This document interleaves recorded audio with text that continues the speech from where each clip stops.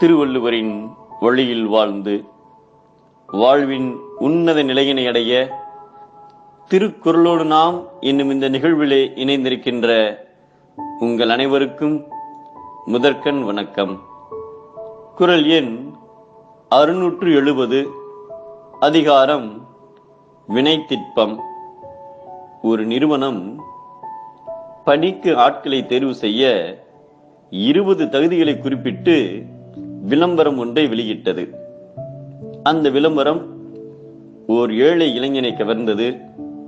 ஆனால் அந்த 20 தகுதிகளில் ஒன்றை கூட அவர் பெற்றிருக்கவில்லை. ஆனாலும் அவர் தன்னம்பிக்கையோடு நேர்முகத் தேர்விற்கு சென்றார். அவரை நேர்முகத் தேர்வில் சந்தித்த நிர்வாகிகள் வேண்டா வெறுப்பாக கேள்விகள் கேட்டனர். எந்த கேள்விக்கும் சரியான பதில் சொல்லவில்லை. எந்த தகுதியும் இல்லாத நீ எந்த நம்பிக்கையில் தேர்வுக்கு வந்தாய் என்று கேட்டார் ஒரு நிர்வாகி. அதற்கு அந்த இளைஞன் தைரியமாக, நீங்கள் வகுத்து வைத்திருக்கும் 20 தகுதிகளில் உலகம் அடங்கிவிட்டதாக நான் கருதவில்லை. உங்கள் பட்டியலில் இல்லாத சில தகுதிகள் என்னிடம் இருக்கின்றன, அதனால்தான் வந்தேன் என்றார். அப்படி என்ன சிறப்பு தகுதிகள் உன்னிடம் இருக்கின்றன என்றார் நிர்வாகி. அதற்கு இளைஞன், என்னிடம் கடின உழைப்பு இருக்கிறது. 20 தகுதிகள் பெற்ற ஒருவர் சோம்பேறியாக இருந்தால் நிறுவனத்திற்கு எவ்வளவு நஷ்டம் வரும்? அவரே கவனக்குறைவாக இருந்தால் எத்தனையோ தவறுகள் நடக்கக்கூடும் அல்லவா என்றார். அந்த பதிலை கேட்ட நிர்வாகிக்கு அந்த ஆர்வமிக்க இளைஞனை நிராகரிக்க மனம் வரவில்லை. முன் அனுபவம், குறைந்தபட்ச தொழிலறிவு கூட இல்லாத உன்னை எப்படி வேலையில் சேர்த்துக் கொள்ள முடியும் என்றார்.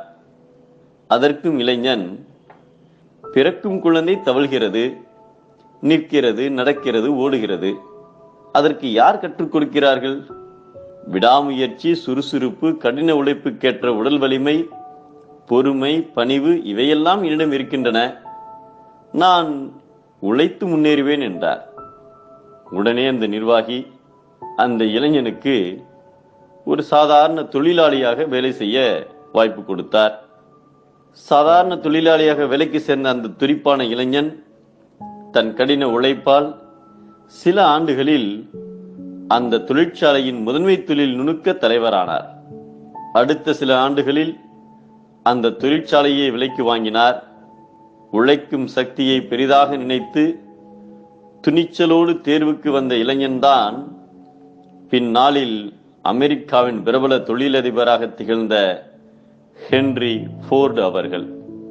செய்யும் செயலில் உறுதி இல்லாதவரிடத்தில் வேறு எந்த திறமை இருந்தாலும் அவரை உலகம் மதிக்காது என்பதை எனைத்திட்பம் எய்திய கண்ணும் வினைத்திட்பம் வேண்டாரை வேண்டாது உலகு என்கிறார் நம் தெய்வ புலவர் திருவள்ளுவர்.